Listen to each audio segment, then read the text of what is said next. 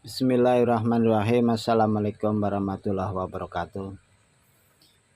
Dapat rujukan dari tetangganya, katanya udah pernah servis ke tempat saya. Dapat rujukan dari tetangga rekomendasi, suruh bawa ke tempat saya, kipas angin nempel dinding. Jadi kata yang punya seperti ini ya. Jadi setelah diganti dinamo sama orang, nggak lama mati, dibalikin lagi nggak kelar-kelar. Jadi nyampe 1 minggu katanya nggak bisa atau belum bisa gitu. Akhirnya dibawa ke tempat saya. Kita akan cek dulu ya dinamonya ini hidup atau mati. Kondisinya ini berdengung ya atau bergetar. Ada getarannya sih, tapi ini tidak berputar ya. Ada getaran tidak berputar, ini juga agak macet ya. Kita langsung aja kita buka tutup belakangnya, kita lihat ya dari segi dinamonya kondisi bagaimana, terus bosingnya bagaimana. Jadi kata yang punya habis ganti dinamo tidak lama mati lagi, ibaratnya garansi lah bahasanya ya. Garansi kok nggak kelar-kelar gitu, udah 1 minggu lebih, akhirnya dibawa ke tempat saya. Oh ya, ini udah bukan aslinya ya. Dari tengokan sama as udah beda. Juga dari segi kabelnya ini juga udah salah masang ya. Seharusnya kan kabelnya kan masuknya ke leher ya lewat dalam. Ini ternyata lewat luar. Jadi nyambung yang praktis seperti ini nih. Tapi dari segi apa namanya kerapian kabel kurang. Jadi dilihatnya kurang pantas lah, kurang etis saya. Kalau kabelnya lewat luar, seharusnya kabel itu lewat dalam leher.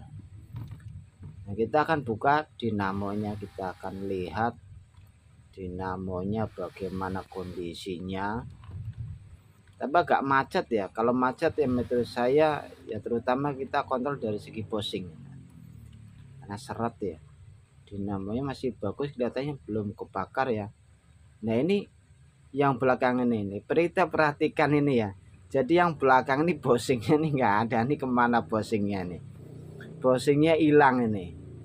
Mungkin apa udah dicopot nggak dipasang lagi atau bagaimana ya. Tapi yang depan ada nih, yang depan lancar. Cuma yang belakang nih bosingnya nih hilang, nggak ada nih. Seharusnya kan ada bosingnya, ini nggak ada. Jadi mungkin udah dicopot kali ya, tidak dipasang lagi atau memang mau diganti atau spare partnya nggak ada, kan bisa juga. Kita kan buka rotari tengokan belakang, agak keras ya, apa namanya macet. Kita gunakan obeng ketok. Jadi kalau bautnya agak keras kita gunakan obeng ketok. Jadi ada khusus ya obeng ketok. Kita akan buka kaki pengkaitnya yang belakang ini, terutama yang tidak ada bosingnya. Jadi bosingnya ini hilang ya, nggak ada ya ternyata. Ya ke bagaimana mau muter ya, dicolokin nggak muter. Kita akan memasang bosingnya ya, terutama kita akan cek yang depan dulu kondisi bagaimana. Kita kontrol semua supaya hasilnya maksimal ya. Kita kontrol supaya hasilnya bagus, tidak ada kendala yang lain ya. Busanya terlalu sedikit ini ya, kurang banyak. Mungkin kita perlu penambahan ya, penambahan busa. Bosing masih bagus, mengkilap.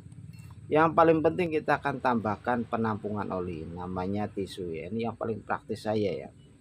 Jadi kalau busa nyarinya di mana juga sulit.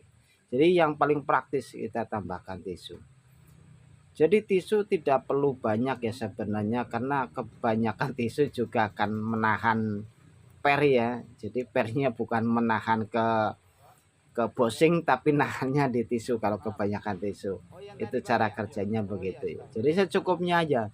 Tisu secukupnya, yang paling penting olinya. Nah, oli harus banyak. Itu yang paling penting sebenarnya. Bukan banyaknya tisu tapi oli sedikit. Yang paling penting ya, kalau bisa, kalau muat ya kan, tisunya banyak, oli banyak, itu bisa kuat 1 tahun. Bisa kuat lama lah, metode saya ya. Metode saya pribadi bisa kuat lama. lalu kita akan pasang kembali, kita akan ketok dari atas. Jadi kalau untuk menahan kita bisa menggunakan pipa ya, pipa-pipa yang bekas ya.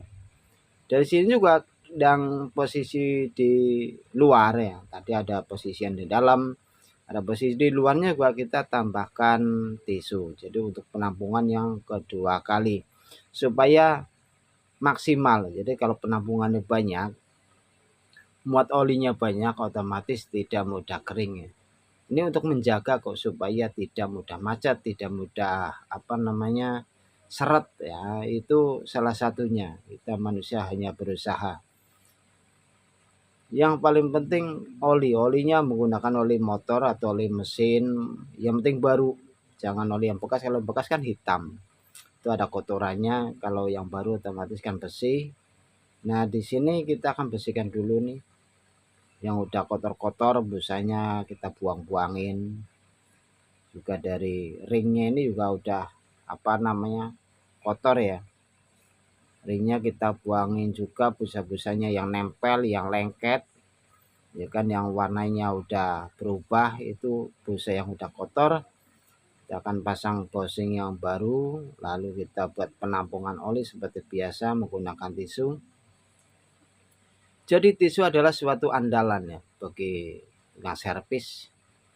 Buat teman-teman dimanapun berada ya, silakan menggunakan tisu untuk membuat penampungan oli. Yang terutama dari segi cara kerjanya oli harus maksimal. Dan tisu harus menyentuh ke bosing. Itu sangat penting sekali ya.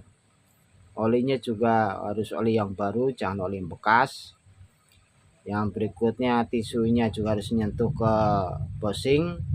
Yang ketiga, jangan sampai bosing itu terhalang oleh tisu. Jadi ada per pengkait ya kan.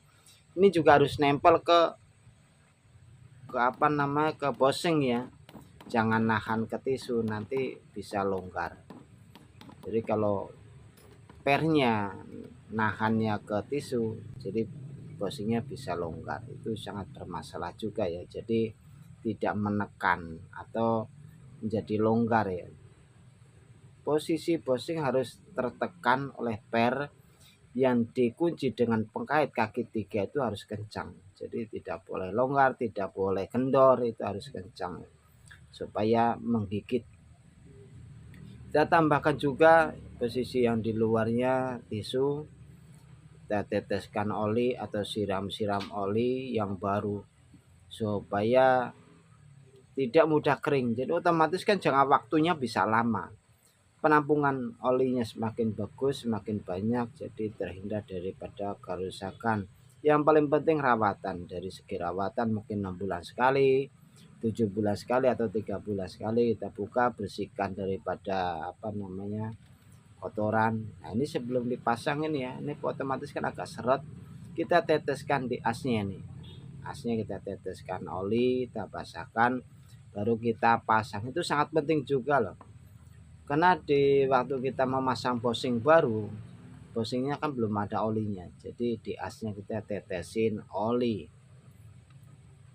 Yang berikutnya kita akan pasang baut kanan dan kiri. Nanti kita juga akan tes menggunakan baling-baling. Ini yang punya juga nungguin. Permasalahannya apa kok servis nyampe 1 minggu nggak kelar-kelar, nggak selesai. Ya saya juga nggak tahu ya kenapa nggak selesai, mungkin bosingnya nggak ada atau bagaimana. Kan kita namanya permasalahan orang lain kan kita nggak bisa menilai kan.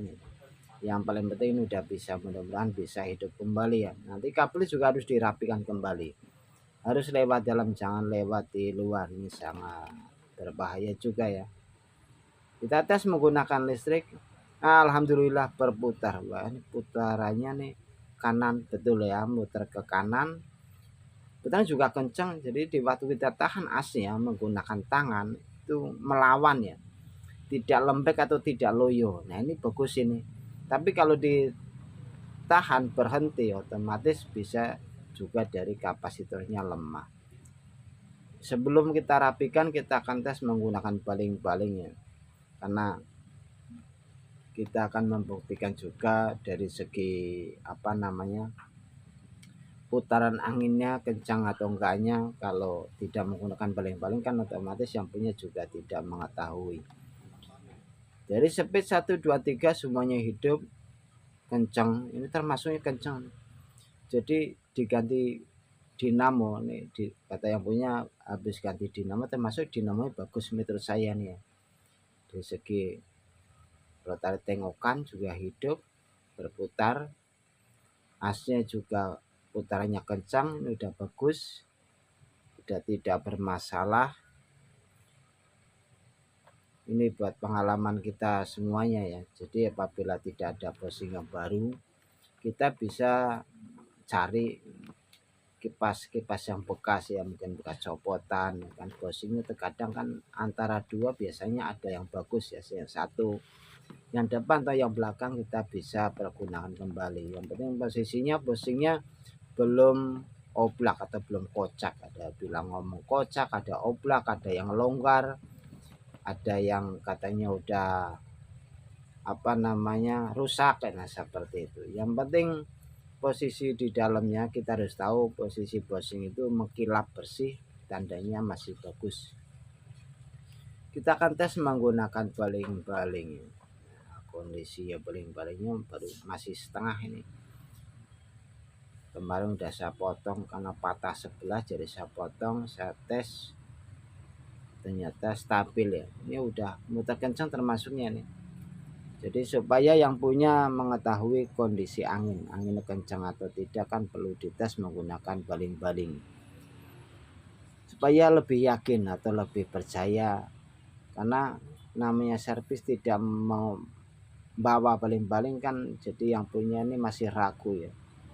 Hidup tapi tidak ada anginnya karena tidak ada baling-balingnya. Jadi masih ada keraguan daripada hidupnya kipas angin. Jadi kalau dipasang menggunakan baling-baling, otomatis kan yang punya juga percaya, oh ya udah kencang, speed 1 2 3 juga udah hidup. Ada perbedaan antara speed 1 2 3, ini udah sangat bagus ya. Jadi tanda-tandanya apabila ya putarannya udah longgar, udah lancar ya, kita colokin berdengung ya, kita tinggal ganti kapasitor ya kan. Kalau dicek dari bosingnya udah bagus, yang penting bosingnya bagus dan pemasangan benar.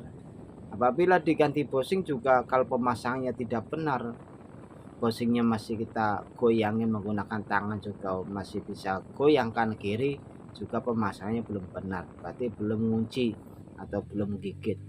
Jadi bosing kita harus gigit di rumah bodi. Terima kasih. Wassalamualaikum warahmatullahi wabarakatuh.